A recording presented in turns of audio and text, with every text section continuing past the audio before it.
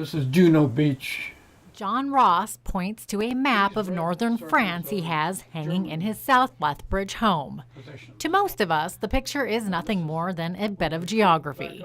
But to the 93-year-old, it's a blueprint of a fateful night he will never forget. I very often have sleepless nights about it. I'm quite often fighting World War II all over again at nighttime. Very often. On June 6, 1944, otherwise known to the world as D-Day, a 23-year-old Ross would parachute into the night sky over this area of France. I don't recall anybody expressing fear. I think everybody was ready to go. Part of the 6th Airborne Division, his role was to parachute behind enemy lines to protect the troops who would be storming the beaches in the morning.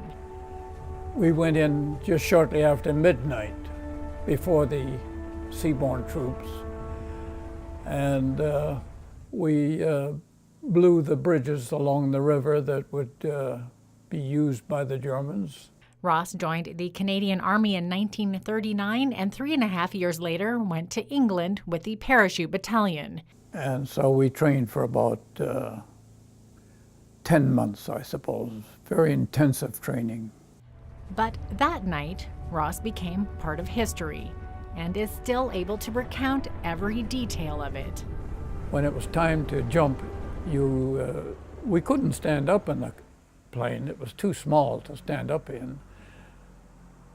And when it came time to jump, we would open the trapdoor and just crawl out of this hole at a fast crawl. And we just dive right out. When I was dropping down from the airplane down to the ground, the only sound I heard was a cow mooing. And but once we're on the ground, from then on, it was a noisy night. From there, Ross would take part in a 2.5-month battle against Germany to help liberate France. But the World War II vet didn't leave without his share of battle scars. Well, I was wounded, and just about everybody was wounded, yeah. I mean, you can imagine all that shell fire going on. I think what I remember is a sort of a very red roaring. And then I woke up the next morning in the field hospital with a doctor bending over me. A shell hit the tree over my head and tore the helmet off and lacerations and concussion. The ambulance that was supposed to take me out to the beach for onward transmission to England, it was blown up just before I was due to get into it. And I just ran back to my old position and stayed there. So I never did go to a hospital. As a matter of fact, the doctor had walked over to the ambulance to see if there was room on it for me. And he was killed. I was lucky.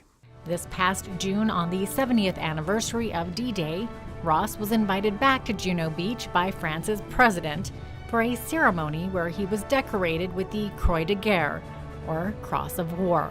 The medal illustrates the gratitude France expresses to their allies for their personal commitment in liberating their country from German forces.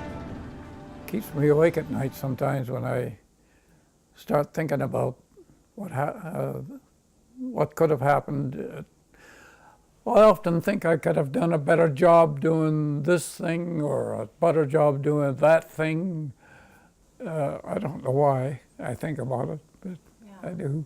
Over the years, Ross has been back to visit the spot several times. It just brings back memories, and we always visit the graves of the fellows that died when we visit the cemeteries there.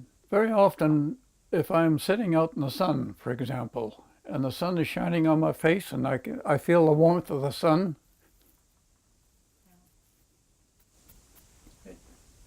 triggers a memory. Yeah. Yeah. There are a lot of guys 6 foot under in Normandy.